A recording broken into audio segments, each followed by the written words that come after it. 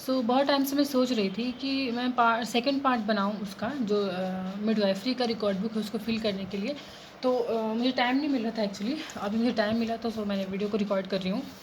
First part में मैंने आपको बताया था कि जो नर्सिंग का रिकॉर्ड बुक है, जिसमें कि प्राइमरी ग्रेविडा के ऊपर हमने रिकॉर्ड बुक को फिल करना सीखा था। तो अभी आज मैं बताऊंगी कि जो मल्टी ग्रेविडा होती है वुमेन, उसके अंदर आपको क्या क्या फिल करना होता है। ये एंटीनेटल असेसमेंट है, और भी असेसमेंट इसमें डायरी में रिकॉर्ड बुक में है, postnatal assessment, C section assessment. तो ये सारा कुछ भी आपको फिल करना होता है, बट अभी मैं एंटीनेटल असेसमेंट आपको बता रही हूँ। तो सेम चीज़ है, जैसे आप इसको ओपन करोगे तो आपको कुछ ऐसा इंटरफेस दिखेगा, जिसमें कि आपको पहले आइडेंटिफिकेशन डाटा लेना है, जैसे रजिस्ट्रेशन नंबर हॉस्पिटल का, नेम ऑफ द हॉस्पिटल, जैसे कि किस हॉस्पिटल में हम लोगों का, जब भी हम लोगों का पोस्टिंग होता है तो NMCH PMCH रेलवे इसी समय होता है, तो वहाँ आपको नाम डालना है। यहाँ पे पेशेंट जो है वो किस वार्ड में है, तो जाहिर है गायने वार्ड में होगी। अगर ये मिडवाइफरी का है तो पेशेंट का एज क्या है, ठीक है, 33 ईयर था जिस पेशेंट का मैंने हिस्ट्री लिया था। किस डेट को आपने हिस्ट्री लिया था, नेम क्या है पेशेंट का, उसका हस्बैंड नेम क्या है, एड्रेस क्या है, टेलीफोन नंबर तो जनरली कोई नहीं देता है, तो आपको नहीं पूछना है, आपको ये सब स्किप कर देना है। देन सोशियो इकोनॉमिक स्टेटस हमें इसलिए जानना ज़रूरी होता है कि ताकि हम पेशेंट की न्यूट्रिशनल लेवल का जो है वो आइडेंटिफिकेशन कर सकें कि पेशेंट का जो फैमिली है वो मिडिल क्लास फैमिली है, रिच है या फिर एवरेज है, ठीक है। जिससे कि हमें उसकी डाइट का पता चलता है कि वो कितना खाते हैं, कैसे रहते हैं। तो ये सब ज़रूरी है, जिसमें आपको रिलीजन देखना है, ठीक है। एजुकेशनल, सेल्फ एजुकेशनल कहने का मतलब कि पेशेंट कितना पढ़ी है, उसके बाद उसके हस्बैंड कितना मतलब पढ़ा लिखा है, एजुकेटेड है। ऑक्यूपेशन सेल्फ मतलब पेशेंट खुद क्या है, वर्किंग वूमेन है कि हाउसवाइफ है, तो ये सब आपको देखना है। देन उसका हस्बैंड क्या करते हैं, तो वो ड्राइवर थे जिसका मैंने लिया था। Total family income average and family member 5 per capita income. जैसे कि इनकम जो है वो, अगर आपका कम्युनिटी ड्यूटी में पोस्टिंग होता है या फिर हॉस्पिटल में, तो जनरली कोई नहीं बताना चाहता है, तो ये आपको स्किप कर देना, या फिर अगर आप चाहो तो अपने मन से भी यहाँ पे भर सकते हो। देन डाइटरी हैबिट में आता है कि पेशेंट क्या खाना पसंद करती है, नॉनवेज है कि मतलब नॉनवेज खाना पसंद करती है कि वेज खाना पसंद करती है। तो अगर वो नॉनवेज थी तो मैंने नॉनवेज पे टिक आउट किया है। देन जनरल हिस्ट्री, पेशेंट को कोई पास्ट मेडिकल या फिर सर्जिकल इलनेस था कि नहीं था। तो इन सारा जो भी जितना भी आपको दिख रहा है प्रॉब्लम, उन सबको आपको बारी बारी से पूछना है। अगर जिस पे भी वो बोलती है कि हाँ मुझे ये दिक्कत था, तो वहाँ पे आपको टिक लगाना है, ठीक है।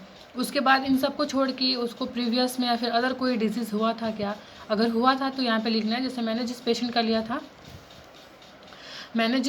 लिया था यहाँ पे, तो उसको कोरोना हुआ था, तो मैंने लिखा corona in previous year, and उसके लिए क्या ट्रीटमेंट था, तो डेक्सोना था, विटामिन का टैबलेट चला हुआ था, एंड कोई सर्जरी हुई है पेशेंट को, तो हुआ है अगर तो यस लिखना है, नहीं हुआ है तो यहाँ पे हमको नो मेंशन करना है। देन अब शुरू होती है फैमिली हिस्ट्री। फैमिली में किसी को कोई प्रॉब्लम था, लाइक मल्टीपल बर्थ हुआ था, किसी का मेंटल इलनेस, जेनेटिक डिसऑर्डर, सो उसकी फैमिली को हाइपरटेंशन की प्रॉब्लम थी, तो मैंने हाइपरटेंशन पर टिक लगाया है। देन आती है एडिक्शन, उसकी फैमिली को किसी चीज़ का लत लगा हुआ है, किसी फैमिली मेम्बर को या फिर उसके हस्बैंड को, जैसे smoking, drugs, alcohol, any other. तो अगर न है तो उस पर आपको टिक लगाना है, नहीं है तो आपको ये चीज़ को स्किप कर देना है, ओके। देन आती है हमें यहाँ पे कोई एनी अदर स्पेसिफिक, जैसे कि एल्कोहल, ड्रग एंड स्मोकिंग को छोड़ के कोई और लत लगा हुआ है, तो अगर लगा है तो नहीं तो no any other specific addiction, यहाँ पे आपको लिख के छोड़ देना है। देन मेंस्ट्रुएशन हिस्ट्री, पेशेंट का क्या मेंस्ट्रुअल हिस्ट्री है, तो एज एट मेनार्के का मतलब ये होता है कि जब एक मतलब गर्ल को फर्स्ट टाइम पीरियड अपीयर होता है, पहली बार मेंस्ट्रुएशन साइकिल आता है, तो उसको हम बोलते हैं मेनार्के। और जब लास्ट टाइम आता है उसके बाद कभी नहीं आता, जैसे उसको बोलते हैं मेनोपॉज, ठीक है।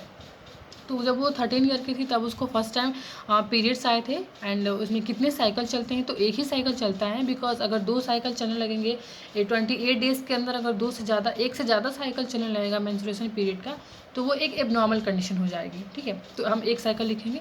ड्यूरेशन कितना है, तो जनरली किसी भी वुमेन का जो है मेंस्ट्रुएशन पीरियड का ड्यूरेशन जो है वो 3 से 5 डेज़ का ही होता है, इससे ज़्यादा नहीं होता, ठीक है। अमाउंट ऑफ ब्लड फ्लो, एक बार जब पीरियड आती है तो उसमें कितना ब्लड जो है वो फ्लो होता है, तो जनरली 40 to 50 ml ब्लड जो होती है वो फ्लो होती है। देन मैरिटल हिस्ट्री, पेशेंट जो है किस एज में पेशेंट थी, तो उसका मैरिज हुआ था, तो वो 20 ईयर की थी तो मैरिज हुआ था। ड्यूरेशन ऑफ मैरिज, तो 10 साल हो गए थे उसकी मैरिज को।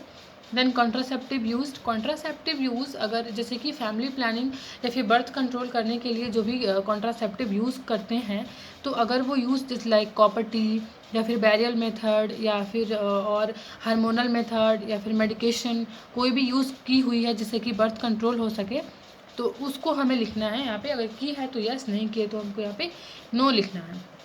देन ऑब्स्टेक्टिकल हिस्ट्री यहाँ पे हम देखते हैं कि पेशेंट प्राइमरी ग्रेविडा है कि मल्टी ग्रेविडा है। तो मैंने पहले ही बोला कि हम मल्टी ग्रेविडा को आज देखें कैसे फिल करते हैं, तो वो मल्टी ग्रेविडा है। ठीक है, पैरिटी कितना है, तो 1 उसकी 1 पैरिटी है, एक बार ही उसने उसकी मतलब डिलीवरी एक ही बार हुआ है, तो वो पैरिटी 1 हुआ। ठीक है, यहाँ पे है LMP, लास्ट मेंस्ट्रुएशन पीरियड कब उसको आया था, तो 2 तारीख 2/9/21। And EDD expected date of delivery, मतलब कि डिलीवरी कब उसकी हो सकती है, संभावना कब है होने की, तो 9/6/2020 में उसके होने की पॉसिबिलिटी है। ठीक है, पीरियड ऑफ जेस्टेशन क्या है, पीरियड ऑफ जेस्टेशन अभी कितने वीक की प्रेगनेंसी उसकी चल रही है, तो 32 वीक्स की प्रेगनेंसी अभी उसकी चल रही है। Then history of previous pregnancy, जैसे अभी मैंने बोला मल्टी ग्रेविडा है, तो आपको यहाँ पे भरना है। जैसे उसका अगर 2 बच्चा रहता, ठीक है, अगर वो 2 पैरिटी उसका रहता है यहाँ पे, तो हम सीरियल नंबर में कितना डालते हैं, 1 और 2। तो यहाँ पे एक ही बच्चा है तो हम 1 डालेंगे। ईयर ऑफ प्रेगनेंसी, वो किस ईयर में प्रेग्नेंट हुई थी, फर्स्ट उसका जो बेबी किस ईयर में, तो 12 मतलब कि 2012 में वो प्रेग्नेंट हुई थी। देन एनी एंटीनेटल कॉम्प्लिकेशन, जैसे अभी मैं ये असेसमेंट कर रही हूँ, वो असेसमेंट एंटीनेटल असेसमेंट है, लाइक कि बर्थ से पहले। ठीक है, तो लाइक बर्थ से पहले बहुत सारा कॉम्प्लिकेशन होता है, हाइपरमेसिस ग्रेविडेरम होती हैं, इक्लाम्शिया होता है, प्री इक्लाम्शिया होता है, मल्टीपल प्रेगनेंसी हो जाती हैं, तो ये सारा कुछ या फिर कोड प्रोलैप्स हो जाता है, मतलब ये क्या बोलते हैं, प्लासेंटा प्रीविया हो जाता है। तो ये सारा कुछ एंटीनेटल कॉम्प्लिकेशन है। तो कोई कॉम्प्लिकेशन उसको हुआ था तो हमें यहाँ पे लिखना है यस, और कॉम्प्लिकेशन का नाम भी लिखना है। बट इस पेशेंट को कोई कॉम्प्लिकेशन नहीं हुआ था, तो मैंने यहाँ पे नो लिखा है। अबॉर्शन, लाइक इस जो 2012 में कंसीव की थी, प्रेग्नेंट थी, उसके पहले कोई उसका मिसकैरेज हुआ था क्या, या फिर अबॉर्शन हुआ था क्या। तो अगर हुआ है तो हमको लिखना है यस, अगर 2 बार हुआ है तो यस करके एंड मतलब ब्रैकेट में आपको 2 लिखना है। बट नहीं हुआ था तो इसका हम यहाँ पे नो लिखेंगे। Then preterm full term delivery, यहाँ पे आपको क्या मेंशन करना है, प्री टर्म कहने का मतलब कि अगर बेबी का डिलीवरी जो है वो 9 मंथ कंप्लीट करने के बाद हुआ है उसका बर्थ, तो वहाँ पे वो हो गया फुल टर्म। लेकिन अगर क्या है कि 9 मंथ से पहले ही उसका डिलीवरी हो गया है, उसको बोलते हैं प्री टर्म। तो जो बेबी था वो कितना कि वो फुल टर्म डिलीवरी हुआ था, बिकॉज वो 9 मंथ कंप्लीट करने के बाद उसकी डिलीवरी हुई थी। देन मोड ऑफ डिलीवरी, कि डिलीवरी जो है वो किस प्रोसेस से हुई थी, लाइक नॉर्मल हुई थी कि सी सेक्शन हुई थी, उसको बोलते हैं मोड ऑफ डिलीवरी। तो नॉर्मल हुई थी तो यहाँ पे लिखेंगे वेजाइनल डिलीवरी, अगर नॉर्मल नहीं हुई थी, सी सेक्शन से हुई थी, तो यहाँ पे हम लिखेंगे LSCS, सी सेक्शन से हुई थी। ठीक है, प्यूपेरियम का मतलब ये होता है कि प्रेगनेंसी के बाद, मतलब कि बर्थ होने के बाद एक मदर जो होती है उसकी जो इंटरनल पार्ट होता है, पार्ट ऑफ द बॉडी होती है, वो अपने आप को रिकवरी करती है एंड नॉर्मल स्टेज में लाती है, नॉन प्रेग्नेंट स्टेज में लाती है। तो उस टाइम पे भी मदर को काफ़ी सारी प्रॉब्लम होती हैं, बहुत लोगों को नहीं होती है। तो प्रॉब्लम कौन कौन सी होती है, PPH हो सकता है, UTI हो सकता है, यूट्राइन इन्फेक्शन हो सकता है। ठीक है, तो अगर उसको कोई इन्फेक्शन हुआ है पहले डिलीवरी में, तो मतलब कि बॉडी को रिकवर करते टाइम कोई प्रॉब्लम हुई है, तो उस टाइम पे तो लिखना है कि यस, अगर नहीं हुई है तो लिखना है कि नहीं, नॉर्मल था, प्यूपेरियम अच्छा था।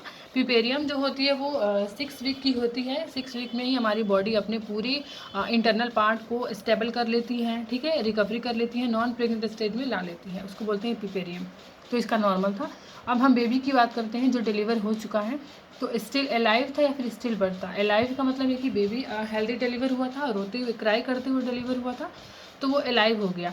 स्टिल बर्थ कहने का मतलब है कि यूट्राइन कैविटी में ही बेबी का डेथ हो चुका है और उसके बाद उसकी डिलीवरी हुई है, उसको स्टिल बर्थ बोलते हैं। तो बेबी क्या था, अलाइव हुआ था। मेल था कि फीमेल था, तो वो मेल चाइल्ड था। देन वेट कितनी थी, 2.6 kg वेट थी। लेटर कंडीशन क्या था, मतलब इतना सारा मदर का एंड बच्चे का कंडीशन क्या था, तो नॉर्मल था, तो मैंने इसका कंडीशन नॉर्मल लिखा है यहाँ पे। ठीक है, अब आती है कोई specify if any postnatal complication. Antenatal मतलब होता है डिलीवरी से पहले, इंटरनेटल का मतलब होता है डिलीवरी के टाइम, एंड पोस्ट नेटल का मतलब होता है डिलीवरी के बाद। तो डिलीवरी के बाद कौन सी कॉम्प्लिकेशन मदर को हुई थी, यहाँ पे हमको वो लिखना है। Only back pain is still maintain 6 month continuously. उस पेशेंट को पहली बार जब डिलीवरी हुई थी तो उस टाइम पे 6 महीने तक उसको बैक पेन कंटिन्यू बरकरार था, ठीक है। तो यहाँ उसने मुझे बताया, तो मैंने यहाँ पे मेंशन किया। उसके लिए उसने क्या ट्रीटमेंट ली, तो उसके लिए उसने मेडिसिन लिया, ठीक है, बेड रेस्ट लिया, तो ये सब आपको लिखना है। उसके बाद आता है हिस्ट्री ऑफ प्रेजेंट प्रेगनेंसी। अभी वो प्रेग्नेंट है तो वो क्या क्या सिम्टम्स जो है अपीयर हो रहे हैं उसको। सो डाइजेशन में क्या प्रॉब्लम हो रही है, हार्ट बर्न हो रहा है उसको, नोजिया हो रही है, वॉमिटिंग हो रही है, कॉन्स्टिपेशन हो रहा है। यहाँ पे तो हमको जो जो बताएंगी हमें वहाँ पे टिक लगाना है। नर्वस सिस्टम में क्या क्या चेंजेस आ रहे हैं, स्लीपनेस हो रहा है उसको, डिजीनेस हो रही है, तो यहाँ पे हमको टिक लगाना है। हेडेक हो रहा है, किस जो आपको बोलती है उसमें आपको टिक आउट करना है। विज़न में क्या है, तो ब्लर विज़न था उसको, तो मैंने ब्लर पे लगाया, बिकॉज ये प्राइमरी ग्रेविटी के अंदर ये नहीं आती है सिम्टम्स की ब्लर विज़न हो, बट मल्टी ग्रेविटी के अंदर आ जाती है कि मतलब जो मदर है उसको ब्लर विज़न होने लगता है। देन हार्ट में क्या है, डिज्निया है, पाल्पिटेशन है। तो उस पेशेंट को क्या था कि पाल्पिटेशन भी था एंड डिज्निया भी था। लाइक डिज्निया इसलिए होता है, सांस लेने में उसको प्रॉब्लम इसलिए होती है कि जो 2 पोजीशन होते हैं, ठीक है, इंट्रायूटेराइन के अंदर जब बेबी का डेवलपमेंट होता है तो फर्स्ट टाइम क्या होता है कि बेबी जो है वो जैसे कि अपर से अपर जैसे ऐसे हो गया, देखिए कि वो लोअर यूट्राइन से अपर यूट्राइन में जाता है फर्स्ट मतलब पोजीशन में, एंड सेकंड पोजीशन में क्या होता है कि वो अपर यूट्राइन से लोअर यूट्राइन सेगमेंट में आता है ताकि डिलीवरी हो सके। तो जब सेकंड पोजीशन वो लेता है तो उस टाइम पे क्या होता है कि डायफ्राम जो है वो अपर साइड शिफ्ट हो जाता है, जिसकी वजह से क्या होती है कि लंग्स की जो कैपेसिटी होती है वो थोड़ी सी कम हो जाती है। तो ये हमारा फिजियोलॉजिकल चेंजेस नहीं आती, मतलब ये फिजियोलॉजिकल चेंजेस है, किसी एबनॉर्मलिटी की वजह से नहीं आती हैं, ठीक है। तो उस टाइम पे मदर को सांस लेने में दिक्कत होता है, तो वो जल्दी जल्दी सांस लेती है, तो वो डिज्निया हो जाता है, पाल्पिटेशन होता है एंड डिज्निया होती है। सो ये रीज़न होता है। एंड देन जब बेबी का डिलीवरी हो जाता है तो ये सारी चीज़ें जो है नॉर्मल हो जाती हैं, ठीक है। उसके बाद पेन क्या होता है, पेन में आता है कि एब्डोमिनल पेन है, बैक पेन है, एक्सट्रीमिटीज़ है, तो उसको बैक पेन था तो मैंने बैक पेन पे टिक लगाया हुआ है, ठीक है।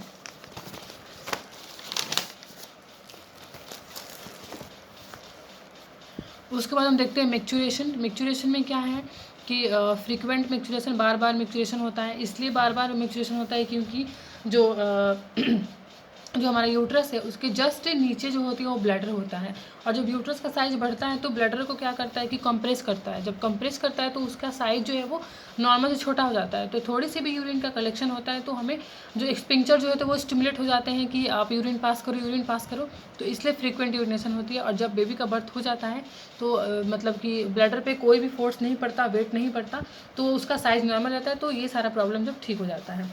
उसके बाद डिस्चार्ज मतलब परवेजाइनल कैसी हो रही है, तो वाटर डिस्चार्ज हो रही थी तो मैंने वाटर लिखा है। एनी अदर कोई कॉम्प्लिकेशन नहीं थी स्पेसिफिक, कोई स्पेसिफिक प्रॉब्लम नहीं थी उसको, ठीक है। एंड उसके बाद है sign and symptoms associated medical and surgical illness, तो उसको कोई भी अभी मेडिकल सर्जिकल से रिलेटेड कोई सिम्टम्स नहीं था। इसके पहले जब हम लोगों ने देखा था तो उसको हाइपरेमेसिस ग्रेविड थी, बट इसको नहीं है तो हम यहाँ पे नो लिखेंगे। कोई ड्रग चला, जब प्रॉब्लम नहीं थी तो हम ड्रग कैसे चलेगा, तो यहाँ पे नो लिखना है। फिर इन्वेस्टिगेशन में सेम चीज़ था, haemoglobin, blood sugar, PP, postprandial HIV, ये सब नॉर्मल है, आप कोई भी भर सकता है। फिर आती है USG किस डेट को हुआ था, तो जिस दिन आए थे उसी दिन उसका अल्ट्रासोनोग्राफी हुआ था। फाइंडिंग में क्या था, नॉर्मल विथ अलाइव फिटस, ठीक है, आप ऐसा लिख सकते हो। जनरल एग्जामिनेशन में क्या है, आप देख सकते हो वाइटल्स है, हाइट है, वेट है, BP है। तो यहाँ पे है वेट, मतलब पेशेंट का अभी वेट कितना है, लाइक उस पेशेंट का था 59 kg, एंड पेशेंट जो है वो कितना वेट गेन की है 32 वीक्स ऑफ प्रेगनेंसी में, तो 7 kg वेट गेन की थी, तो मैंने यहाँ पे 7 kg लिखा है।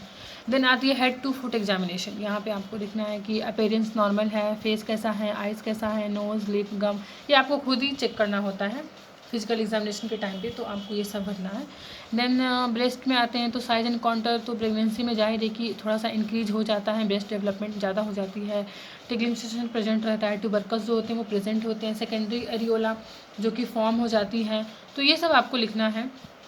स्किन कंडीशन क्या है, नॉर्मल है कि ड्राई है, पिगमेंटेशन क्या है, डार्क है कि फेयर है, तो ये सब भी आपको मतलब आप भर सकते हो, ज़्यादा मतलब ईजी है, ज़्यादा हैवी नहीं है।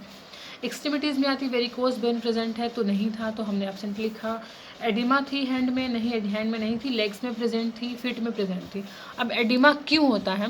एडिमा इसलिए होता है कि जो वेनस रिटर्न होती है, ठीक है, तो जब हमारे इंफीरियर मतलब कि lower part of the body से डीऑक्सीजनेटेड ब्लड जो है वो हमारे एट्रियम में जाता है, ठीक है, राइट एट्रियम में। तो वहाँ तो इस टाइम पे क्या होता है ना, प्रेगनेंसी के टाइम पे, कि जैसे पेट ज़्यादा बाहर उसका मतलब लेडी का निकलता है, पेट बाहर आते हैं या फिर यूट्रस का साइज़ बढ़ता है, तो वो क्या करती है ना कि जो वेन होते हैं जो रिटर्न ब्लड को लेके जाते हैं उनको कंप्रेस कर देती है। जब कंप्रेस करती है तो आधी ब्लड जो होती है वो मतलब नीचे ही रह जाता है, जिसकी वजह से क्या होता है कि एडिमा कॉज होता है, ठीक है। ये जो है तो वो ये फिजियोलॉजिकल चेंजेस हैं जो कि प्रेगनेंसी के बाद ठीक हो जाती हैं। उसके बाद वल्बल एडिमा यस प्रेजेंट रहेगा। पेरिनियल हाइजीन मेंटेन था। वेजाइनल डिस्चार्ज ये भी प्रेजेंट था। एनस में हेमोरॉइड था, कोई हेमोरॉइड नहीं था। हेमोरॉइड कहने का मतलब है कि एक अदर जो होल ओपनिंग हो जाना जहाँ से स्टूल पास हो, तो बिल्कुल भी ऐसा नहीं था, तो ठीक था। देन ये एब्डोमिनल इंस्पेक्शन है, स्लिप कैसा था, लिनिया निग्रा प्रेजेंट है, स्टेरोग्राफिडरम भी प्रेजेंट है। साइज ऑफ फंडस कितना है 32 सेंटीमीटर। प्रीवियस सर्जिकल स्कार तो कोई उसको सर्जरी नहीं हुई थी, तो कोई सर्जिकल स्कार उसको प्रेजेंट नहीं था। देन आती है पाल्पिटेशन। प्रेजेंट प्रेगनेंसी का पाल्पिटेशन करेंगे तो डेट किस डेट पे, फंडल हाइट लिखना है सेंटीमीटर में यहाँ पे,